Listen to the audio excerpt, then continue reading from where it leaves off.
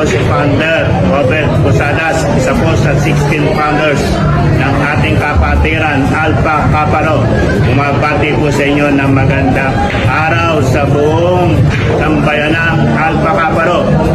Magbibigay lang po ako ng isang napakahalagang mensahe sa inyo na sana suportahan natin ng isa nating kapatid, number 1 nominee na si Brother Cisco J. Flores, number 64. Tulungan tayo, party list. Huwag po natin kakalimutan yan sa ating mga balota sa darating na eleksyon sa Mayo.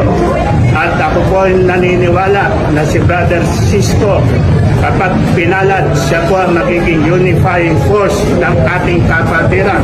Kaya tulungan po natin, tulungan tayo, party list, number 64 po sa ating balotas sa darating na Mayo. Maraming salamat po.